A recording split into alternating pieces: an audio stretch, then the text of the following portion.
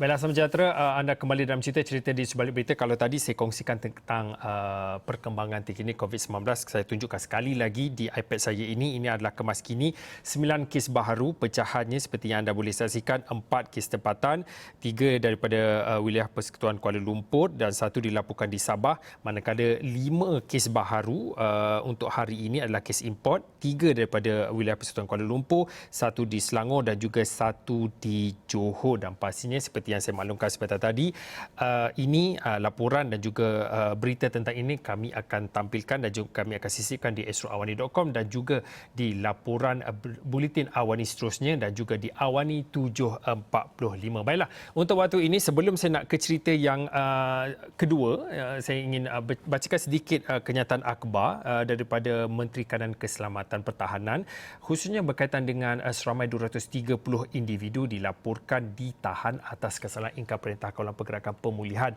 pada Isnin, dan ini adalah menurut kenyataan akhbar yang dikeluarkan oleh Menteri Kanan Pertahanan Datuk Seri Ismail Sabri Yaakob, yang mana mengatakan kesemua mereka ditahan oleh Polis Diraja Malaysia PDRM ketika pemeriksaan dan juga pemantauan prosedur operasi standard PKP, dan daripada jumlah itu difahamkan 13 direman, 215 lagi individu dikenakan kompaun dan juga 2 lagi individu dijamin.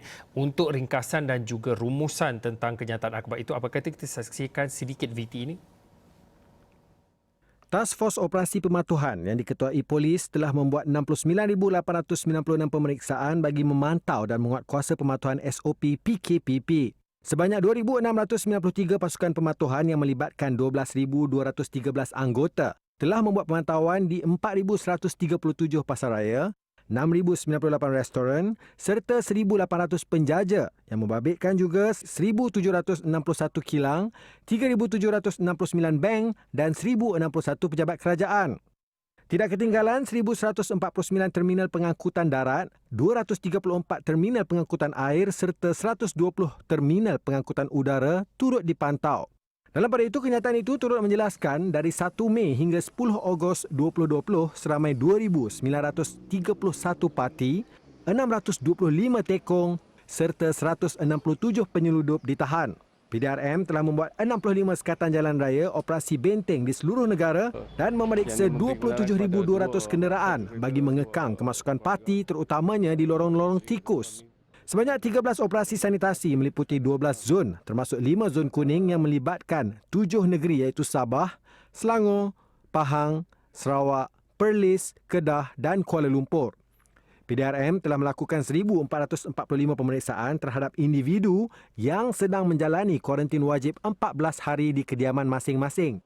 Selain itu, Lembaga Pembangunan Industri Pembinaan Malaysia CIDB telah membuat pemeriksaan di 28 tapak binaan di seluruh Malaysia yang melibatkan 77 penguatkuasa. Kenyataan itu juga menjelaskan penguatkuasa Kementerian Perdagangan Dalam Negeri dan Hal Ehwal Pengguna KPDN HEP juga telah membuat pemantauan harian ke atas 12 jenis bekalan barangan di 757 premis perniagaan termasuk peruncit, pemborong dan pengilang.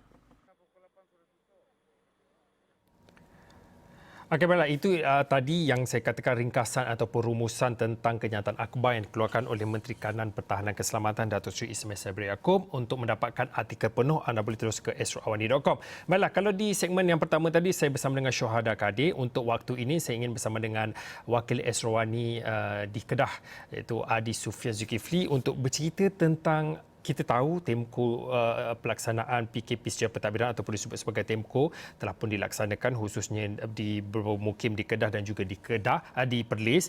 Mungkin ada sedikit laporan yang boleh dikongsikan oleh Adi kerana kita tahu kedudukan Kuala Sanglang di sempadan antara Kedah dan juga Perlis menimbulkan kesukaran ataupun timbul confuse ataupun kekeliruan selepas Perintah Kawalan Pergerakan bersasar ataupun disebut sebagai tempoh hanya dilaksanakan di sebelah Perlis. Jadi bagi mereka yang berada di situ, khususnya tumpuan untuk Adi membuat liputan pada hari ini, iaitu berkaitan dengan golongan nelayan yang dikatakan dan juga dilaporkan khususnya di Kuala Sanglang Kedah, mereka merasakan impak apabila orang ramai merasa bimbang, merasa takut untuk ke kawasan tersebut bagi membeli hasil laut mereka. Mungkin boleh sedikit dikongsikan Adi. Adi tadi menerusi laporan berita yang Adi kongsikan, boleh dikatakan ini adalah keluhan nelayan-nelayan di Kuala Sanglang apabila dilaksanakan TEMCO. Kita tahu nelayan bergantung harap dan juga bergantung nasib. Pendapatan periuk nasib mereka adalah tentang jualan tangkapan ikan di laut secara misalnya. Mungkin mungkin boleh sebagai permulaan ya, mungkin Adi boleh kongsikan keluh kesah yang mereka suarakan kepada Adi. Ya, Fauzi, perintah kawalan pergerakan bersasar ataupun TEMCO ini sebenarnya sesuatu yang baru bagi penduduk di Kuala Sanglang sendiri, ya, Fauzi. Dan memang dalam tinjauan saya sempat ke Kuala Sanglang Kedah, iaitu terletak lebih kurang hampir 5 km saja jarak ke Kuala Sanglang Perlis.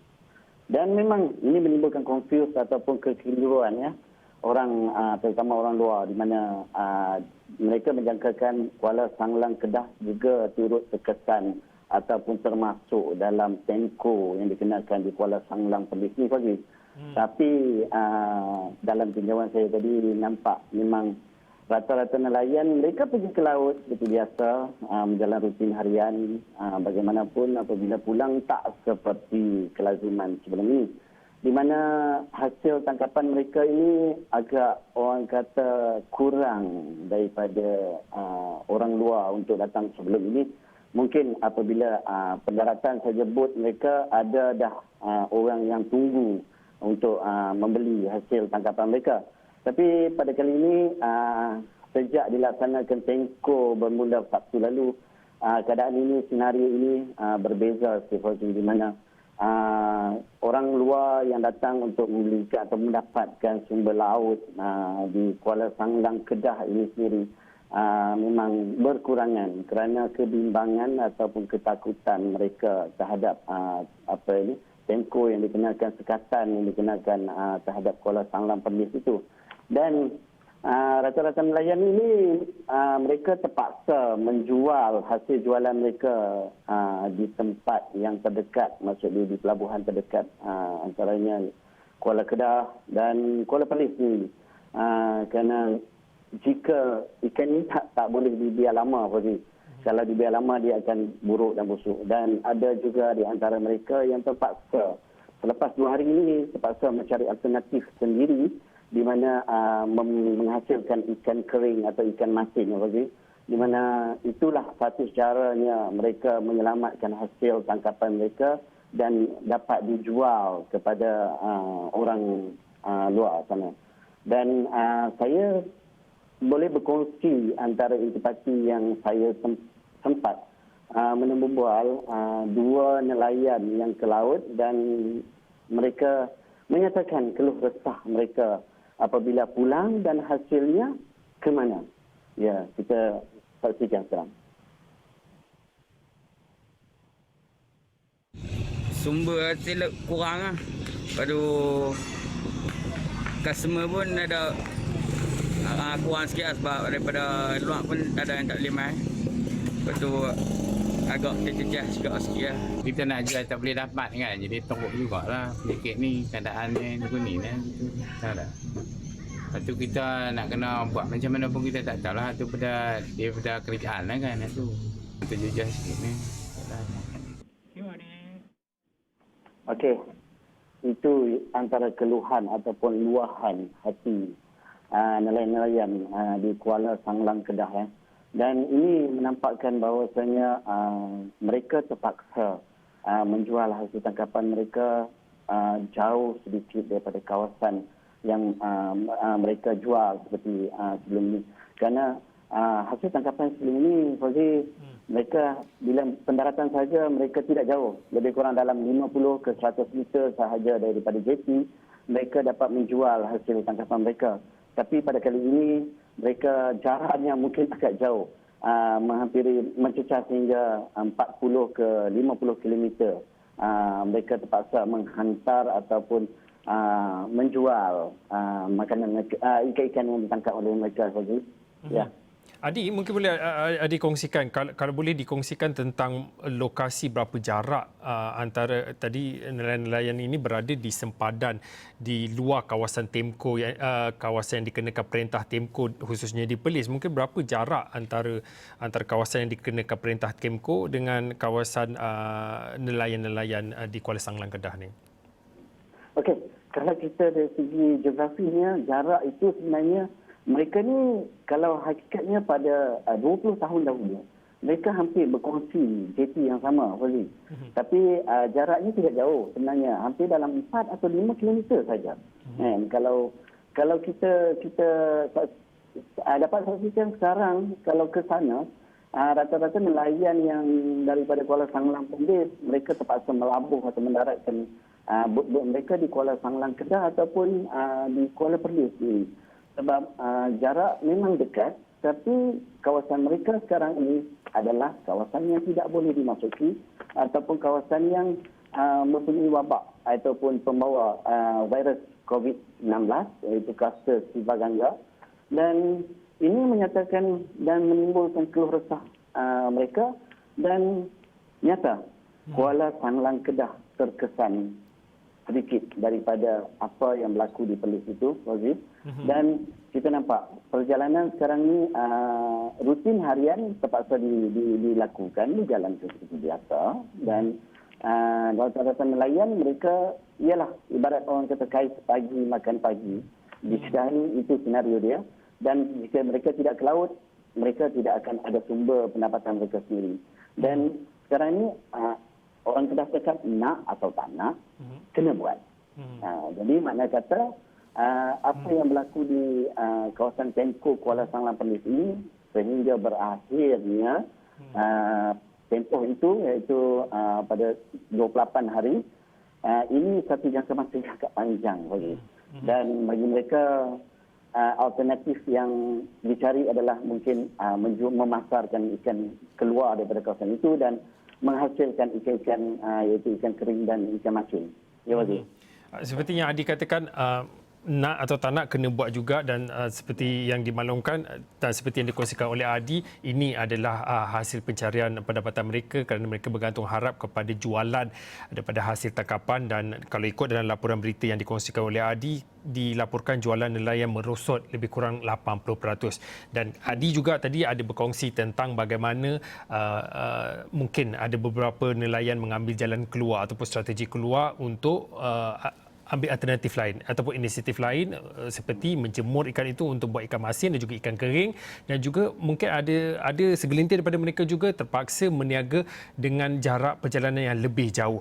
Mungkin untuk waktu ini kita ada lebih kurang dalam 1-2 minit ini, mungkin Adi boleh kongsikan apa yang diharapkan oleh mereka ataupun golongan nelayan, ataupun ada mereka mengharapkan bantuan ataupun pertolongan daripada pihak berkuasa tempatan untuk memahami masalah ataupun keluh kesah yang dihadapi oleh mereka, ataupun bagaimana apa yang sebenarnya mereka harapkan dalam situasi ya kita tahu perintah TEMCO ini berlangsung lebih 28 hari menjelang untuk 1 bulan ini. Kalau tanpa hasil jualan yang memuaskan, bagaimana mereka ingin meneruskan kehidupan dan juga kelangsungan perniagaan?